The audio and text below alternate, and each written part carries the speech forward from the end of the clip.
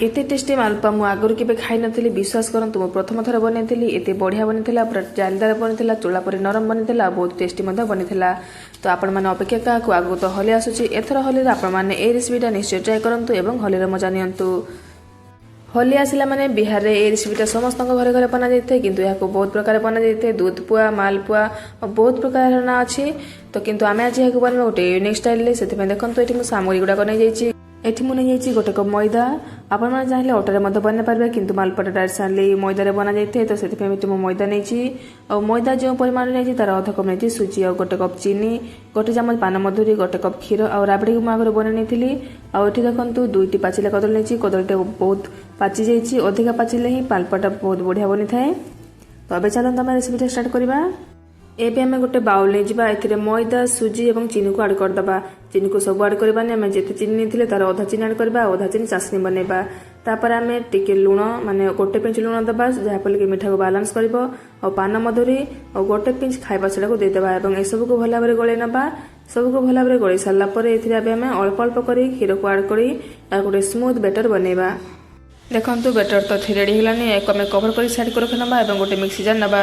Mixie jar पाचिला कदली को देदेबा और दुईटी गुजराती को देदेबा। और जो बैटर बने रखुले आम ताको ऐड करी गोटे स्मूथ पेस्ट बनेबा। देखंतु बैटर कंसिस्टेंसी परफेक्टली एमती रहबा दरकार। बेसी मोटा नुहे कि बेसी पतला नुहे। एमती रहबा द्वारा मालपुआटा भल भाव फुली पारिबो। एबे चलंतु गोटे बाउल नै जिबा और ए बाउल या को ट्रांसफर कर दबा और या को टिके भल भाव फेंटी नबा। मालपुआ पाए बैटर टी भल भाव रेडी हो गला। एबे चलंतु चासनी को बननेबा। सेति गैस ऑन करी गोटे पेन को बसै देबा और चीनी और पानी को ऐड कर दबा। चीनी और पानी परिमाण समान रखंतु। जदि गोटे कप चीनी अछि ताले गोटे कप पानी ही दियंतु, परफेक्ट मजा में रहइबो। चीनी और पानी को ऐड कर सला परे याको हमें खड़िका से भल भाव गोळे नबा और गैस फ्लेम को हाई रखि याको फुटे को छाड़ दबा, जहा पर कि चासनी भल भाव रेडी हो जिवो। देखंतु चासनी मते परफेक्टली रेडी हो जाइछि। हाथ टिके चिपचिपा लागुछि, बेसी अठा करिबेनी। हाथ रे जदि टिके चिपचिपा लागला तामा चासनी परफेक्टली रेडी हो गला। एबे हमें गैस फ्लेम को ऑफ करनबा। एबे हाको साइड करनबा। तापर हमें मालपुआ को छानिबा। एपटे बैटर मध्य फुलकी भल भाव सेट हो जाइछि। एबे हमें भल भाव गोळे नबा एवं गैस ऑन करी गोटे कढ़ाई बसै नबा। तेल को गरम करनबा। तापर गोटे गोटे करबे मालपुआ को हमें फ्राई करबा। तेल उठी भल भाव गरम हो गलानी। एबे हमें गोटे गोटे करी मालपुआ छानबा। और मन रखंतु जदि कड़े टिके बड़ साइज रहिछथि ताले एकाधर के 3-4टा मालपुआ छानी पारिबे, किछि प्रॉब्लम होबनी। देखंतु मालपुआटा केते भल भाव फुली आसुची। और मालपुआ पर हमें गरम तेल तापर एमती छिटा दबा चामच साहाय्य। देखंतु मु केमती दउची, जहा फल कि ऊपर मध्य भल भाव फुली पारिबो। गोटे पटरू मालपुआ हो सारा पर आम या अन्न पट को उल्टे नबा। दुई पटरू अल्ट पाल्ट कर भल भाव ब्राउन कलर हाँ पर्यंत छाणी नबा।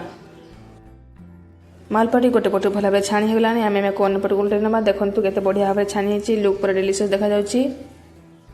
मालपुआटी एबे भल भाव दुई साइड छाणी हो जाइए। कलर मध्य परफेक्टली आसी जाइए। एबे बाहर को काढ़ी नबा। और जो चासनी बने रखुले से छाड़ी नबा।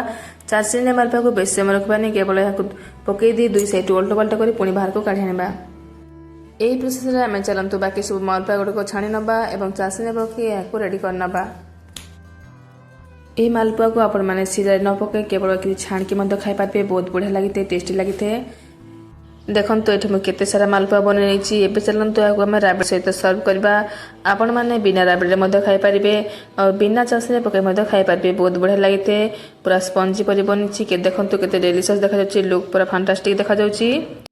एठी देखंतु आपण मानकु गोटे मालपुआ मु भांगी देखौछि। देखंतु भीतर केते जालीदार बनिछि, पूरा तोला परि नरम बनिछि। और एठी मु जो राबड़ी रो यूज करछि एटा होममेड राबड़ी मु आगर बने के रखितली। आपण मान जति कमेंट माध्यम जणेबे मु राबड़ी रेसिपी आपण को निश्चय शेयर करिबे। आगो को तो होली आसुछि और मीठा बिना होली रो अधरा रहि जे। आपण माने एथर होली रे ए रेसिपीटा निश्चय ट्राई करंतु एवं खांतु, परिवार को खुआंतु, सुस्थ रहंतु।